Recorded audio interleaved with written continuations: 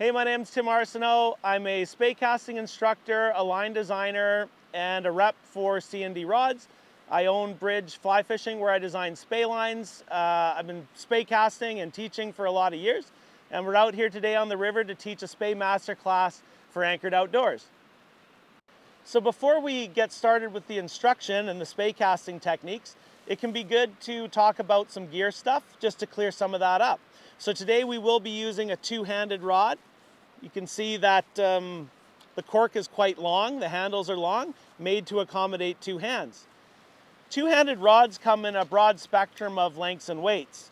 I would recommend visiting a local knowledgeable shop if you're new to spey casting. They can help you choose something that's suitable to your area.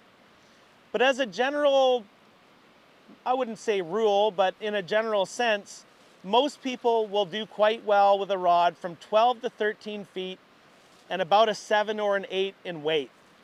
This is a rod that's generally not too long, not too short, and not too heavy, and not too light for most fisheries.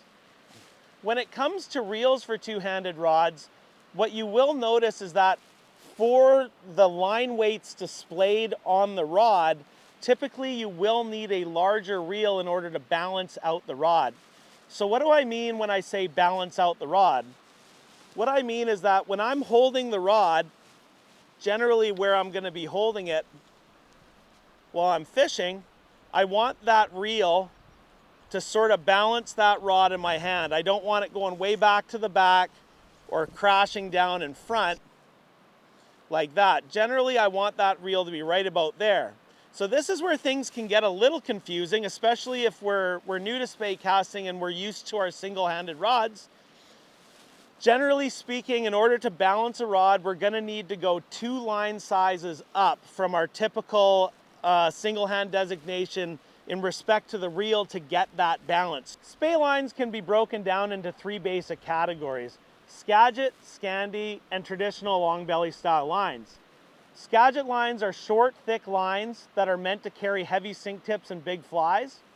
Scandi lines are also short, a little bit longer than Skagits. They taper down and are most useful with poly leaders or with a monofilament leader and a smaller fly.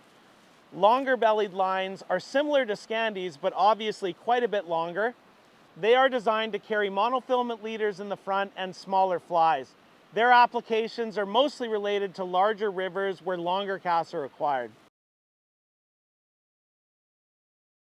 So before we head out to the river and do some casting, it might be helpful to address what is a spey cast and how does it make it different from the type of casting that we typically do. Up here I have a diagram. We do see that there's a overhead cast up here, a forward cast and a back cast, and down here we have a spey or a roll cast. The fundamental difference being that this overhead cast here up top, you can see that the line is turning over in front and behind, and it's in the air the entire time.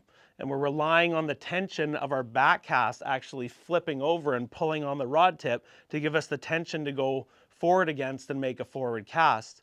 In a spey cast or a roll cast, you can see that the back cast forms under the rod tip rather than over the rod tip. And when this happens, we get this shape of line underneath the rod tip, and we call that a D-loop in spey casting.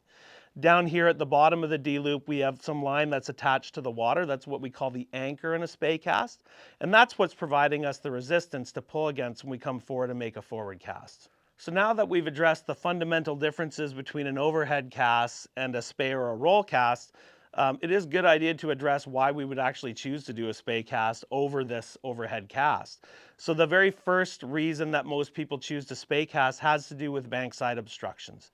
So if I have a obstruction right here, you can see the D-loop is avoiding that, whereas up here in your overhead cast, you can see you need a lot more room behind you to make that same cast. So avoiding trees, rocks, things on the bank, very, very, very good for that. A secondary reason someone would probably want to spey cast has to do with heavy sink tips and larger flies. This kind of stuff is hard to cast when you're aerializing those kind of things attached to the end of your spey line or to the end of your fly line over your head. They can get pretty close and it gets a little scary at times, to be honest. So with a spey cast, you don't really have that same back cast. You've got all that sort of dangerous or heavy stuff down here on the water. and it's a lot safer to cast that stuff out. It's easier, it's safer. The third reason would be the ability to cast off both of your sides, depending on which way the wind's going, to keep you safe and stop you from hitting yourself with the fly. That we will cover in the chapters on the river, but those are the fundamental reasons why someone would choose to do a spey cast over an overhead cast.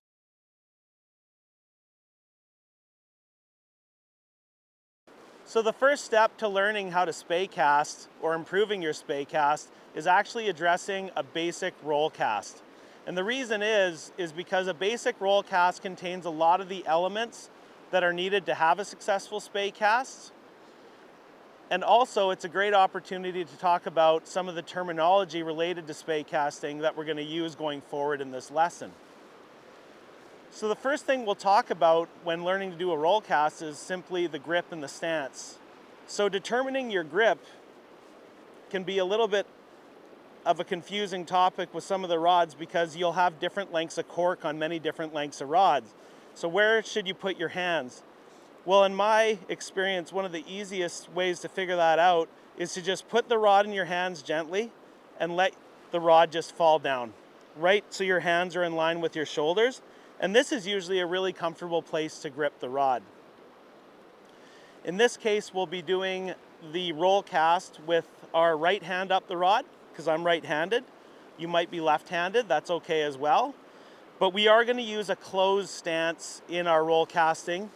So if you're casting with your left hand up and you're doing the roll cast over on this side, you're going to want to put your left foot forward and point it directly downstream. And if you're doing the roll cast like I am today with your right hand up, you're going to want to point your right foot forward and straight downstream. So to do a roll cast, the first thing we're going to do is bring the rod right down to the water surface and have the rod right up the center of our body. What we're going to do is slowly, we're going to lift up until the rod tip comes to eye level or maybe just above eye level.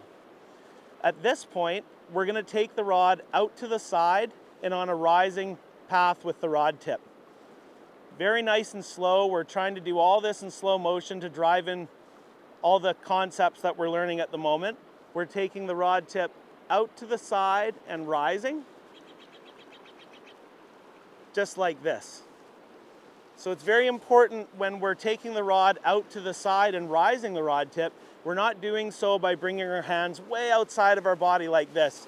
The idea during this motion is to keep your hands in front of your body, kind of in line with your shoulders or inside, and controlling the angle of the rod with your hands, just like that.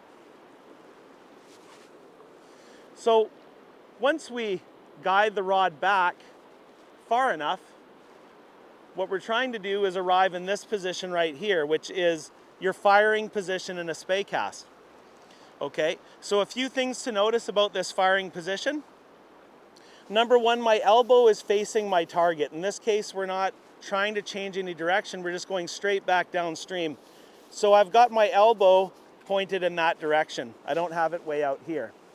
My armpit, because my elbow is forward, my armpit is mostly closed. It's not right in tight like this, but you could probably fit an orange or perhaps a baseball or a tennis ball in the gap right here.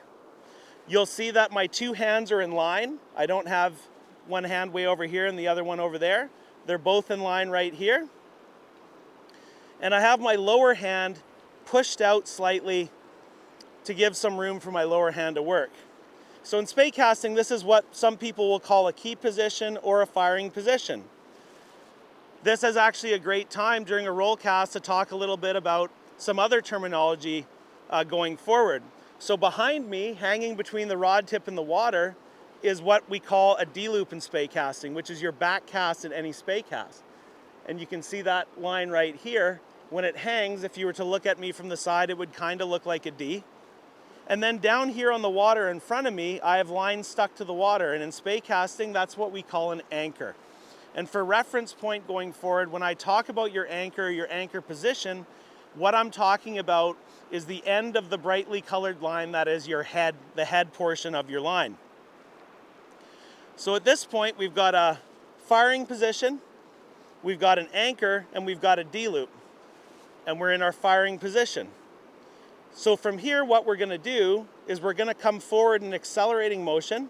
We're going to push a little bit with the top hand and pull in the bottom hand, and we're going to try and pick up some speed as we do that to a nice positive stop at the end of that motion. If you've ever had any single hand instruction, you might have heard the clock analogy in the past, and that's sort of a way of describing how straight the path between your back cast and your forward cast should be. So if you could imagine me from the side standing in a clock face,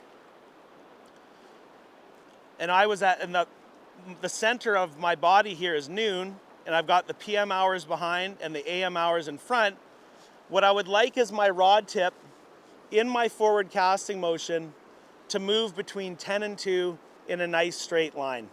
So when we're accelerating forward and we're making that stop, we're trying to get the rod moving in a nice straight line. So, all together, got the line on the water, rod tip down on the water. We've got the rod squared right up the center of our body. We're going to slowly lift until the rod tip is eye level or just slightly above. We're going to take the rod out to the side and rising as we proceed into the firing position we had chatted about. When we get to this position, we're going to accelerate forward in a straight line to a nice high stop. And hopefully what's going to happen is the line is going to roll out for us.